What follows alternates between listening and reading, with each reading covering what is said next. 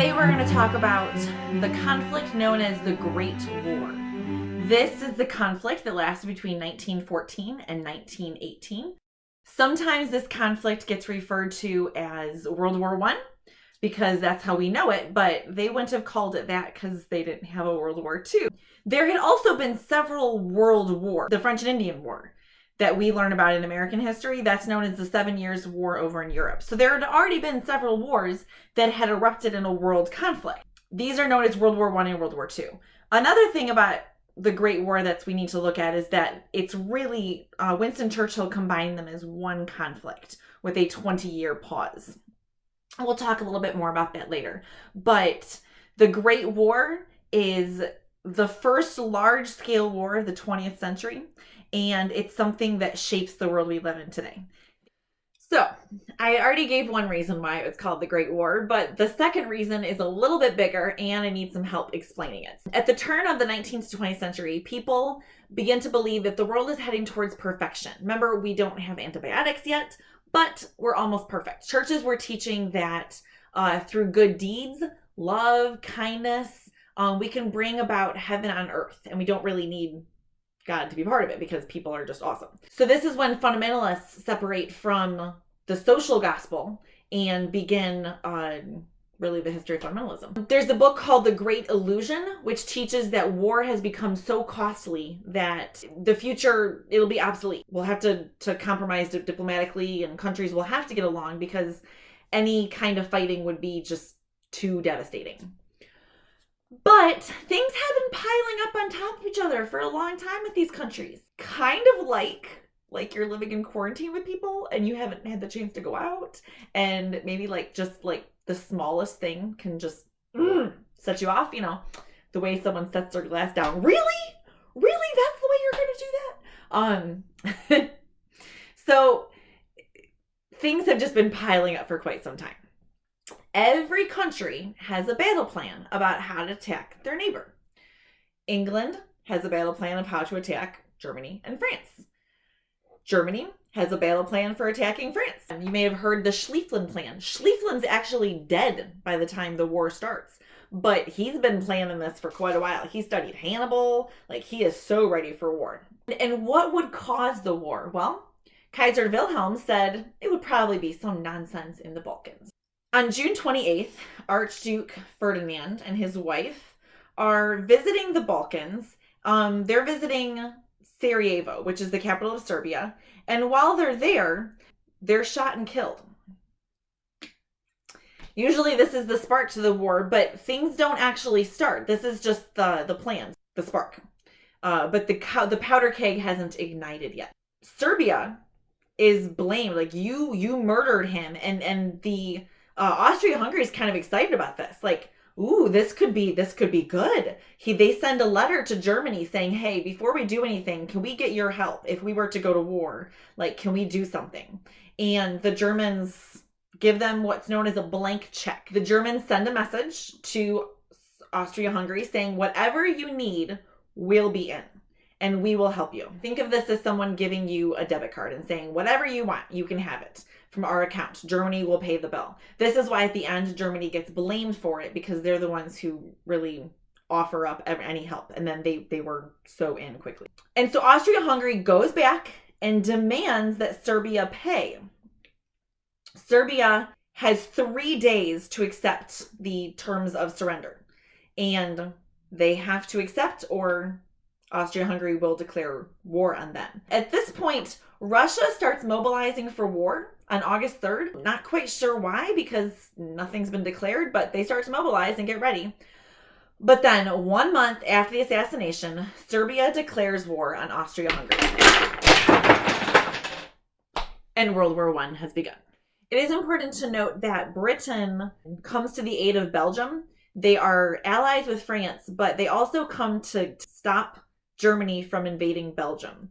And again, we got to study history all in one circle, one whole big story, because Britain is very interested in keeping Belgium neutral. 99 years prior, the greatest threat to England since the Spanish Armada was stopped on the fields of Waterloo. Napoleon. Napoleon is stopped at Waterloo, which is in Belgium. So the Brits are very interested in keeping Belgium neutral, safe, and not full of Germans who are ready to invade everything. Britain enters the war with supporting its ally France, but also with its own self-interest in mind. So after today's presentation, I want you to have a clear overview of the war, but we will not be covering the whole thing in detail. We will not be covering it chronologically because it's a very confusing war to study, but it did fully shape the 21st century and the world we live in today. It began, and then we're going to see that it doesn't really end. Like, it doesn't really end until 1945. A great documentary on this is on Amazon Prime called The World Wars, and it shows how Hitler, Patton, MacArthur, and others were players, even Harry Truman, were players in World War I, and how that affected World War II. And they combine it as really one world conflict. So we're going to jump right in. I will provide some other resources, people to check out, things you might find interesting. So much of our world is connected to it. The Air Force, the Arab Middle East, all of that. So let's jump into the presentation.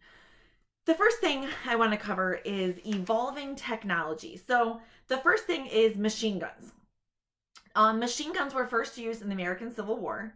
We don't think of the Civil War as being a war fought with machine guns. We think more older technology, but studying and researching American gun use is actually pretty fascinating. So if you're into that, you should definitely research that. But they're not proven weapons. Gunners, even at the beginning of the war, there are men who know their machine guns and they want to use it. But others are like, I don't trust that. It's new technology. What the machine gunners know, though, is that you don't have to be as accurate. So at the beginning of the war, you have men riding horses into machine gun fire. The movie War Horse does a really good job of showing the picture of that. September 1914 was the bloodiest month of the war because you had conflict, old war techniques and new weaponry colliding, and it causes a lot of death. On August 27th alone, 27,000 French were killed. Compare this to the 7,000 who died at Gettysburg, and you get a picture of the brutality and horror of this war. The next one is aeroplanes. And if you notice on the slide, I did not spell it wrong. I got it from the book War Words, which my aunt had this in among her things. It was published by someone to help people talk about the war with intelligence so they would know what the definition. We should really print these for every crisis we have in America. It would be helpful. These were new weapons. These were weaponized airplanes, and the word aeroplane, the spelling wasn't standard to what we have today. World War I era airplanes make a big leap. At the beginning, they're carrying bombs and tossing them out by hand. It is really sketchy, but it's the beginning of modern warfare. 3, tanks. Tanks do not come up in my War Words book because tanks were not a thing at the beginning of World War I. They were a new invention. They're monstrous. They're uncomfortable. Working inside a tank would be absolutely miserable, but it's the way to get across no man's land. U-boats and submarines are another one. These weren't new. Again, American Civil War is where we get those beginning. But the sinking of the Lusitania is one of the things that draws the United States into the war, sunk by a German U-boat. We see U-boats come into play very importantly during this war. Number 5 is Zeppelins. These don't really help the war effort. They're not necessarily an effective weapon. Germany did take them in a bombing raid over London, but if you can imagine, if you've ever seen a blimp, like, they're not really powerhouses of speed. So they wouldn't necessarily be effective. It looks like something from a weird sci-fi movie, but they looked creepy. It creeped everyone out. The last new evolving technology is camouflage. And I learned about this while preparing for this presentation. Now we think of camouflage as being synonymous with military usage. Like when you think of the military, you think of camo. But in 1914, men are dressed for utility, and they're also dressed to honor their country. Germany and Britain had transitioned to less visible colors, but the French remained particularly resistant to this. So I have to read this. In the Echo de Paris, they wrote, "To banish all that is colorful, all that gives the soldier his vivid aspect, is to go contrary to both French taste and military function. The French war minister actually said, "Eliminate the red trousers? Never. Les pantalons rouges, c'est la France." The red pants, it is France. Remember all those people they lost on the first day? Yeah, they did actually transition to sky blue uniforms, which were still not very camouflaged. But yeah, camouflage. New for World War I. So war is changing, but not fast enough to catch up with the technology. Old tactics of lining up, we line up here, you line up here, we shoot at each other, don't meld well with cannons and machine guns. It just doesn't work. The loss of life was horrific. So the trenches began as dugouts, just simple ones you can see in the picture. I stand down here to kind of keep my body protected, but they became this sophisticated series of trenches and connected between lines and little rooms dug out, and it became really complicated. It was horrific because there were immense loss of life on both sides over yards of land, and it was muddy. Men complained repeatedly of the mud and the muck.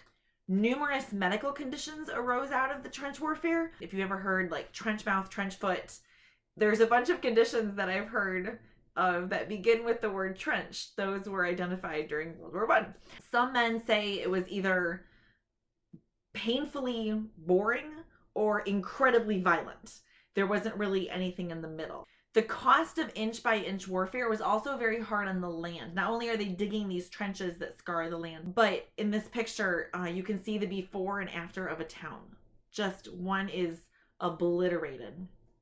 When you go on shooting each other for months, there's not much left to stand in the way. This image here is of the cloth halls in Ypres. This building from the 1300s was reduced to absolute rubble. And as someone who loves to travel, loves to see old buildings, it is just heartbreaking to think of something that old that was ruined. So the cost of trench warfare was very high. Let's take a step back in European history. It's important when we're studying history to look at history as a long timeline, not just look at a short section and say, oh, this is what's this. We'll talk about later how dangerous it is just to judge a period based on this small amount of time. When we step back in European history, we see that the European powers had gained wealth through colonialism and imperialism. The British, the French, the Spanish, the Dutch, they had all gained money through trade, immense wealth, finding mines and trade in India, China, North America, Africa, South America, all these places. Germany was not yet a country when all this was going on. So they missed out on that wealth and had to find ways to make up for it. So they dedicated themselves to science and engineering. We see that in our modern world. People prize German engineering, BMWs, Mercedes, and whatnot as you know, the pinnacle of excellence. That began when Germany became a country. German scientists got involved in the war. When a war effort happens, times of trials, companies who were making hockey equipment or something else jump into making personal protective equipment or testing materials or whatever. So the war effort, the scientists want to jump into the German war effort. Those scientists who made dyes jump into making chemicals for Germany. So late afternoon of April 22nd, 1915, members of a special unit of the German army opened valves on more than 6,000 canisters, arrayed in trenches along their lines. Within 10 minutes, 160 tons of chlorine gas drifted over the opposing trenches. They had studied the weather. They knew exactly when the right time to do this was. Have you ever been in an indoor pool? Hotels tend to put lots of chlorine in their pool. You walk in and you're like, oh. You can like feel it in your lungs. Wow. It was chlorine gas, but it was enough that it was lethal. It shriveled up vegetation. This is a quote from someone who saw it. They said, greenish gray clouds swept down upon them, turning yellow as they traveled over the country, blasting everything they touched and shriveling up vegetation. Then there staggered into our midst French soldiers, blinded, coughing, chests heaving, faces an ugly purple color, lips speechless in agony. Gas warfare becomes synonymous with World War I. It is gruesome. The gas masks that they had to wear were not comfortable. Some people ask, well, if, trench warfare, if it could happen at any time, why didn't they just wear their gas mask all the time? I don't know if any of you have gone out wearing a mask, but I've gone out wearing like a bandana mask, and I felt claustrophobic just having that thing on my face. These gas masks were sealed, so breathing in them, you'd hear your own breathing, that it would be painful because it's got to fit tight. This is not something you could just walk around all the time in. But each country is trying to increase the deadliness, as well as at the same time creating a better gas mask to protect their own men. Gas warfare is commonly used throughout World War I. Before we look at the next slide, I just want to prepare you. The gas did not just burn men's lungs, it also burned their skin, it burned their faces.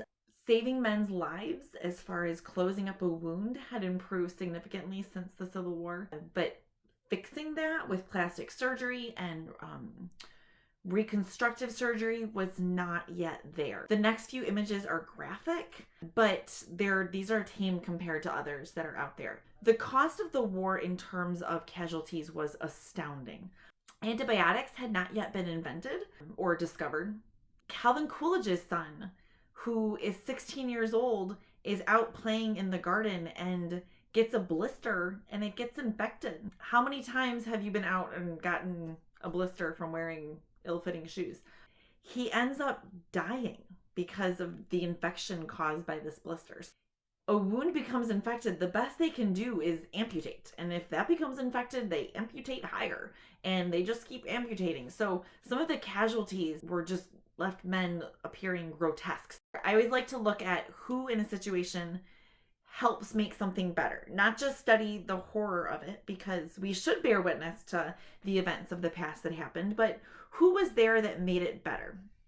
So one sculptor helped made it her mission to build prosthetics for men's faces. So she would take a mask, plaster of Paris, some kind of mask of their face with the wound, and then she would sculpt something new. A lot of these prosthetics were held on by glasses.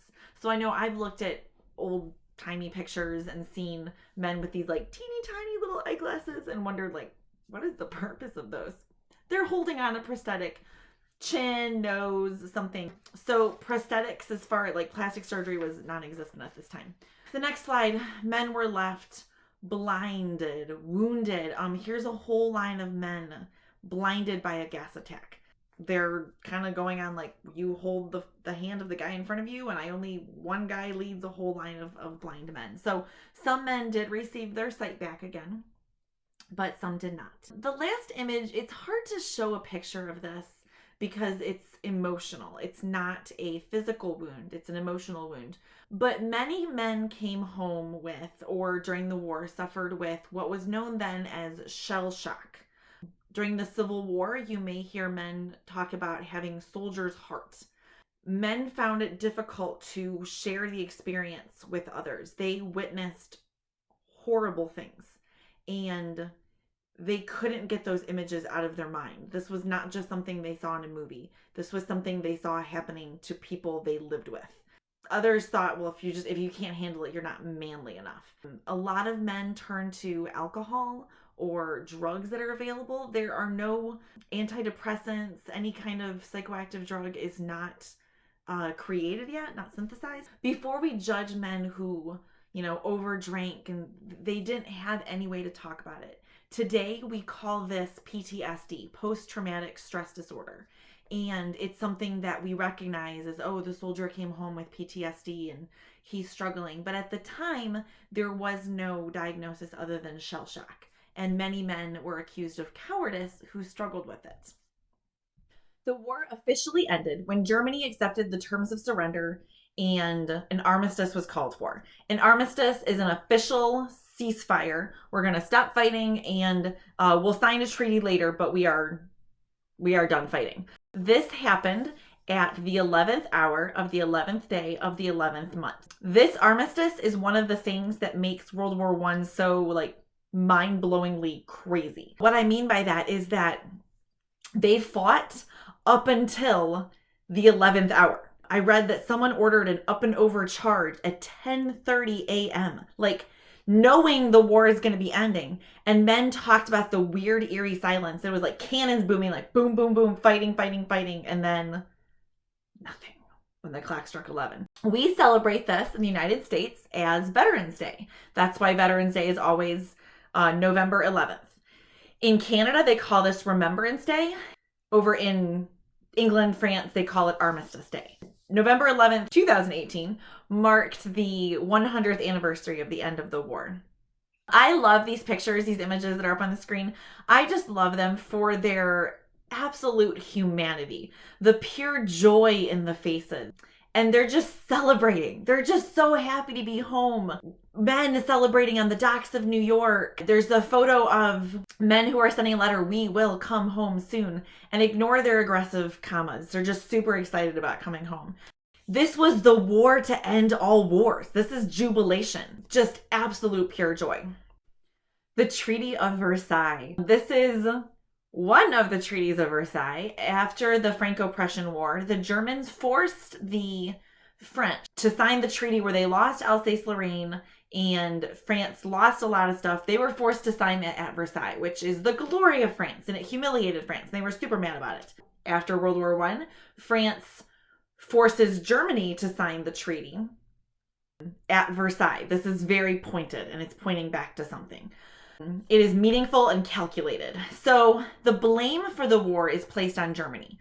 Yes, they were not the ones who started it, but they were the ones who came too ready to fight. Germany was forced to pay reparations. Are heavy and burden. The German economy is completely broken. There's stories of people having to pay for, bread with a wheelbarrow full of money. I mean, there's just completely broken. The European map is redrawn. Countries like Poland, which are not on it before, show up on it. And the United Nations predecessor, known as the League of Nations, is created with this treaty. The United States never signs the Treaty of Versailles because they will not join the League of Nations. This is Wilson's baby, his pet project, something that he wants, but he is not able to convince America to get behind the League of Nations. Something interesting also that happens at this conference, where the Versailles Treaty is done, is two countries that participated in the war as allies, Japan and Italy. Both thought they would come to the table and get more land. They thought they would get a little bit more out of it. And you can see from the redrawn map that Italy gets a tiny bit of land, but not very much. And Japan, due to racism, is basically ignored. And they leave angry and hurt. They wanted to show that they were a modern nation. And so they leave hurt and broken. And obviously that's going to come back to play in another 20 years or so. The Treaty of Versailles is one of the worst treaties in world history, in my opinion. But yeah, it's not good. The Spanish flu. In the past, when I've taught this, I've taught it to a group that maybe had vaguely heard of this. Usually I define the term pandemic, but I don't really need to do that now since we're living in it. Okay, so the Spanish flu, which actually didn't begin in Spain. That was just the only country that was talking about it because they weren't in the war. It actually began in Kansas, so that's worth a look up. This influenza was different from others because it attacked the young and able-bodied. Generally, influenza is worse on people who are immune compromised, the elderly, the young. Those are the most at-risk categories. For some reason, this influenza attacked the young and able-bodied. And it also just happened to be the year that we got all our young and able-bodied people together and celebrated and touching on each other. St. Louis locked everything down and they actually had a lot better death rate than Philadelphia, which had a big parade. 500 million people become infected. That's a lot, 1/3 of the world's population, and 50 million people die from the flu. So if you weren't one of the casualties of the war and you survived the war, you still had the chance that you could die from the flu. So this just comes at the worst time, and it's just absolutely horrific. Very fascinating and definitely worth studying. It's very interesting to see how things come full circle. Prior to World War I, writers, as I mentioned, were putting their faith in humanity and, we're basically heaven on earth, like God is here, it's all better now. Then after the war, after everything has gone on, now it's just this hopeless cynicism. The cynicism of violence and death ruled everything, and that's just how things are. But we also see this faith in humanity thing. Our current writers have this hope, and it's so nice. I love watching the videos of police cheering for nurses who are working so hard, and doctors. It's so easy to get caught up in that kind of hope, and I don't want to diminish the positive energy that we can have and seem like, oh, that's such a nice thing. We should celebrate those things and acts of kindness. That's wonderful. But don't be fooled by that brand of humanity is our hope. Patton Oswalt, an actor, he did the voice of Remy in Ratatouille. He says, "This is beyond religion or creed or nation. We would not be here if humanity was inherently evil. We'd have eaten ourselves alive a long time ago. So when you spot violence or bigotry or intolerance or fear or just garden variety misogyny, hatred or ignorance, just look it in the eye and think, the good outnumber you, and we always will." Just this morning, I was discussing with a friend about, where did we go wrong? She asked, where did humanity go so wrong? Like, things are falling apart. It's like Lord of the Flies out there right now. And so I said, see Genesis 3. That's where everything broke. In the aftermath of World War I, there's this group known as the Lost Generation. And this gets labeled with people who just felt a lack of purpose. They were raised with the idea that, this is heaven on earth. And then they went to war and saw people tearing each other up and rotting corpses and starvation. And it was miserable. And all that heaven on earth stuff, they realized how completely wrong it was. They saw pointless death on a large scale. They lost faith in traditional values like courage, patriotism, and masculinity. They become aimless, reckless, focused on material wealth, and we get the Jazz Age and everything that followed with it. So during and after World War I, the flowery Victorian language of romanticism and everything's great is blown apart.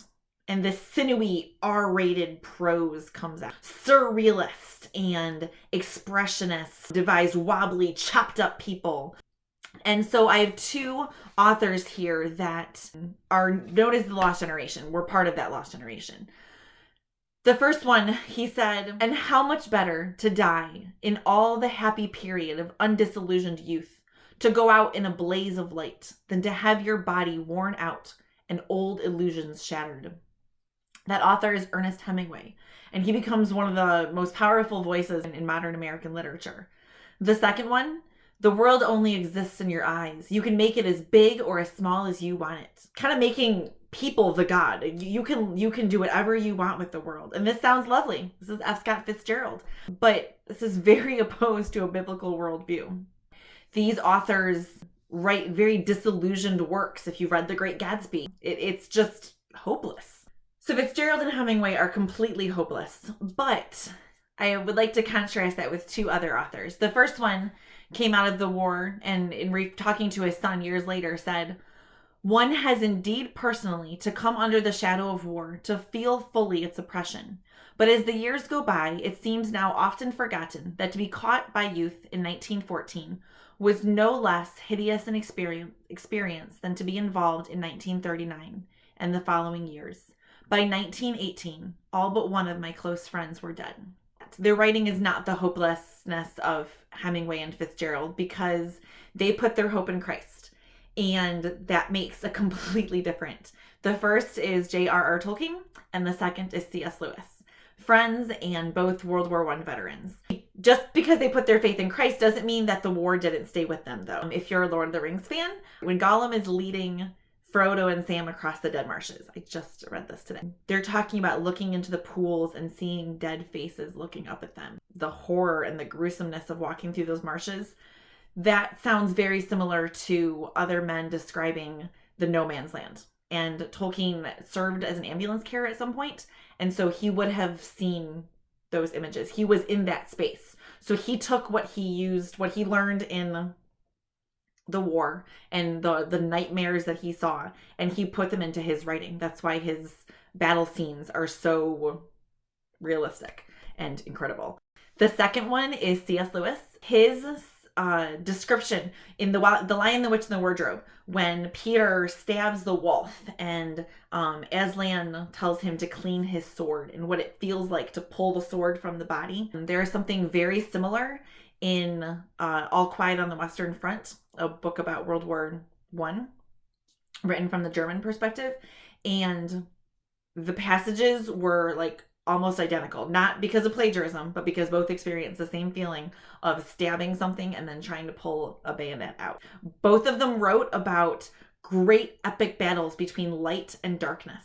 And both of them saw God in everything. And that's why their stories have hope. So don't get lost. Read Hemingway and Fitzgerald because they're important to understand the world we live in today, but read them with understanding the gospel, knowing where to get your hope from. As I said earlier, World War II is the result of World War I. They're really one conflict with a break. Many of the major players in World War II were in World War I. We don't see Pershing in World War II, but Patton, MacArthur, Truman, Roosevelt, Churchill, they all were impacted by World War I.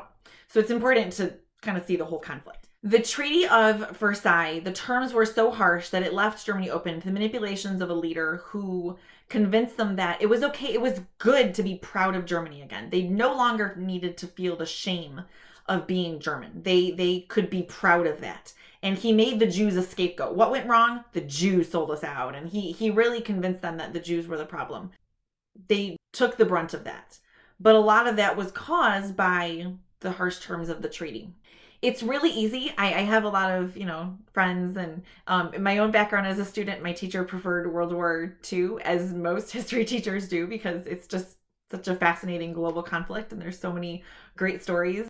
But if you don't understand World War I and how weird it ended and how the immense death toll and then the flu, it's really easy to judge the people of 1939, 1938 by the standard of what we see today.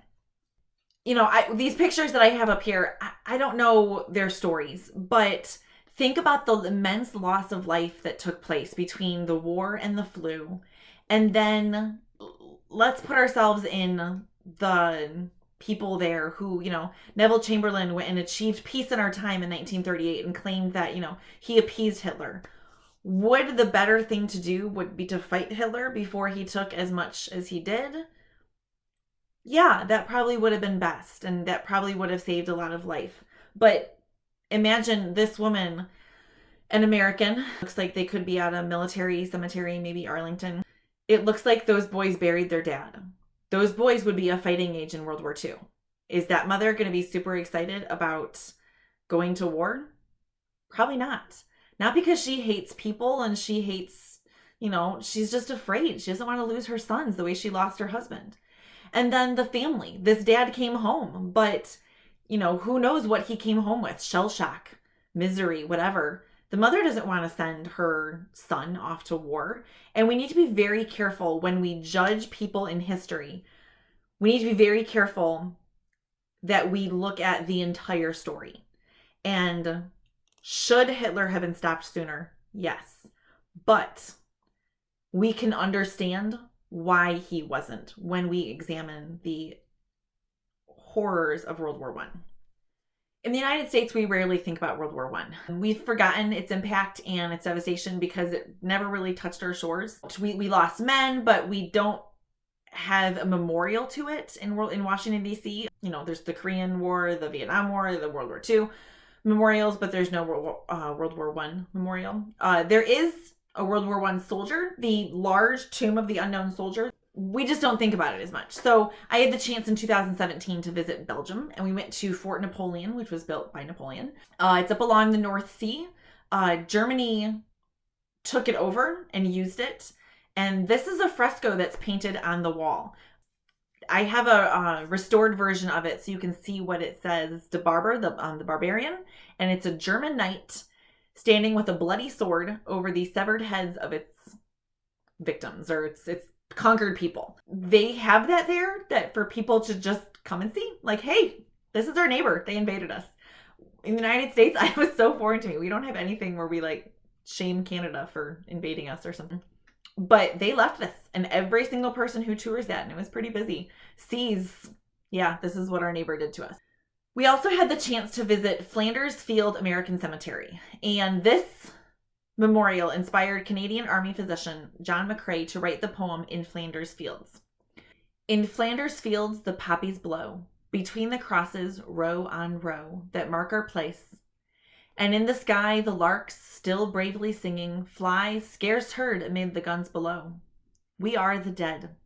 Short days ago we lived, felt dawn, saw sunset glow, loved and were loved, and now we lie in Flanders Fields.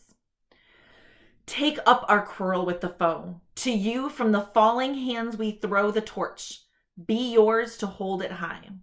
If ye break faith with us who die, we shall not sleep, though poppies grow in Flanders Field. And poppies become the symbol of remembering fallen soldiers. Today, American soldiers lie buried in monuments across Europe, in both wars. They died liberating Belgium at the visitor center for the American cemetery there. They make it very clear, Americans saved us twice. And they honor America. You can see in the picture on every Armistice Day, they celebrate by singing the Star Spangled Banner. And I was just so moved by that. Seeing your country's flag when you're in another country is like, oh wow, that's ours. And I was just really impressed by how well they remember our help. So poppies became an enduring symbol of remembrance, beginning in World War I, but continuing to this day. So you may see poppy pins.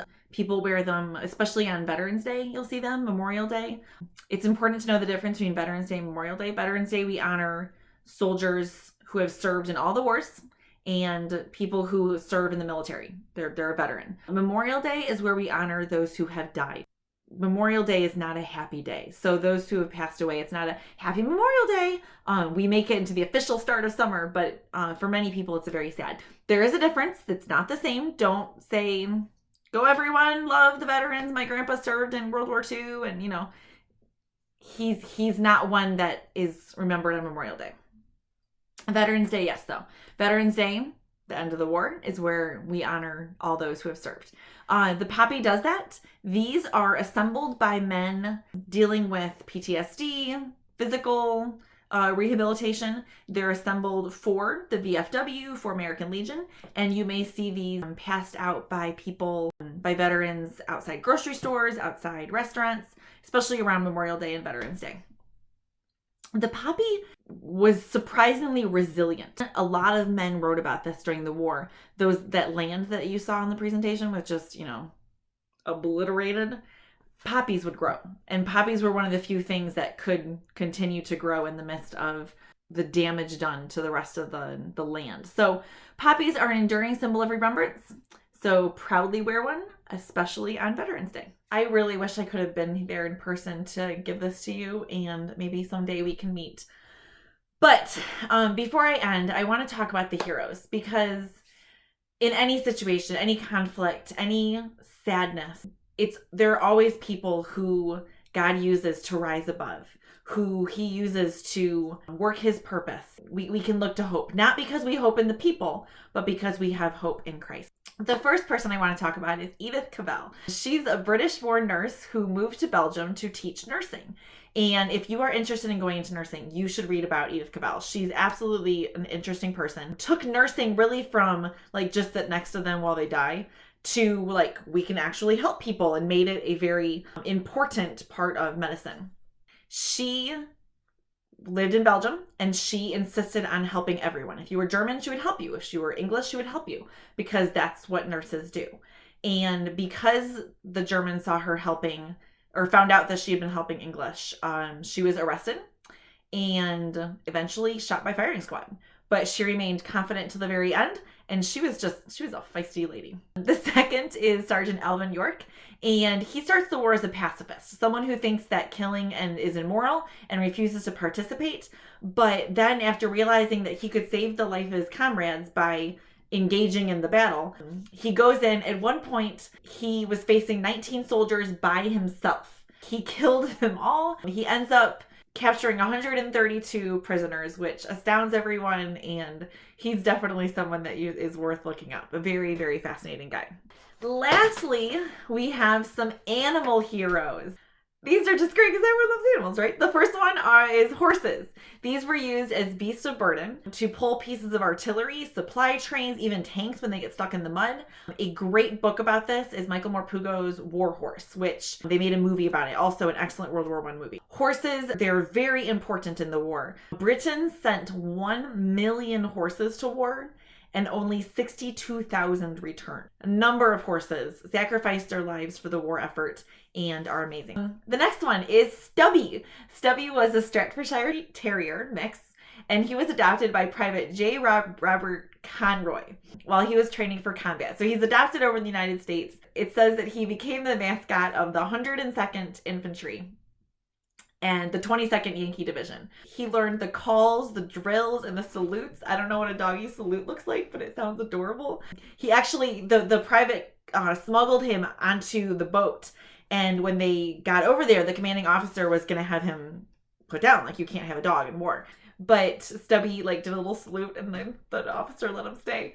Stubby ended up being able to smell a gas attack long before humans could sense it, because humans, once you sensed it, you're breathing it in and you're dead. So Stubby would run through the camp barking and tell everyone, warn them that a gas attack was coming. And so they would put on their masks, and he saved lives. He would also go out into no man's land, and he could find bodies that were alive, and he would bark until a medic arrived and saved someone. The third one is Cher Ami. You can actually see Cher Ami if you visit the Smithsonian. I've seen her, and it was great when I got excited about seeing a pigeon. But hey, he delivered 12 messages. The last one was October 4th, 1918. He was shot through the breast and leg. A battalion was being fired on by friendly fire. So they're shooting, and they can't shoot back, but haha, we got him in the trenches. And they were on the same side. They were Americans. And so despite being gravely injured from enemy fire, Cher Ami delivered the message, stop shooting, and saves the lost battalion. Great story. And the last one, slugs. I told you earlier, we were talking about how scientists get involved in the war effort. Researchers at the National Museum of Natural History discover that slugs can detect mustard gas long before humans could. So as all of a sudden the slugs would start squirming and wriggling and writhing, and they would know, oh, time to put on their masks. And so they would put on their gas mask, and they became known as the Slug Brigade, and slugs saved people's lives. There is no faith in humanity, but there is always faith in Christ. So a verse that I like to end with is the verse that we generally think of as being Christmas related. Wonderful Counselor, Mighty God, Everlasting Father, Prince of Peace, referring to Christ. And we want peace. We want peace from medical struggles. We want peace from military fight. We want peace from political infighting and outfighting and every kind of fighting. And those are valiant things to work towards. It's valiant to be a nurse or a doctor and fight against bacteria and diseases. It's valiant to be a police officer and fight for justice and the right way. It's valiant to serve in politics and, fight for what we believe in. But nothing will be correct and nothing will be 100% fixed until Christ returns.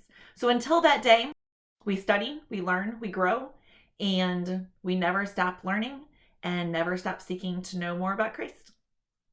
I hope you enjoyed this opportunity to learn more about World War I. The times surrounding World War I and the conflict itself had held so many more things than we can talk about, but it also held more than you and your teacher could ever talk about. And here's the thing that's so awesome about history. There's so much to learn. Your book and your teacher really have to kind of take it from this broad view, like looking at Earth. And imagine how boring learning about ecology and zoology would be if you could only do it from space. There are lions. Lions live in that shape of Africa. Oh, okay, that's great. History, to understand any of it, has to be taught the way it is, with, this broad view of explaining conflict and putting it on a timeline so we understand how it happened. But in the midst of all of that big African continent, you get down and you study how the individual lions work, and you find out there's black maned lions and unique prides, and it's just mind-blowing. So I'm going to show you some things that you can look up and learn on your own and learn about this conflict that will bring history alive to you. God created people to be in his image, and there are billions of us on this planet and billions who have lived before us, but we are still humans created in his image. We have something in common. So as you look throughout history, you find people who you connect with.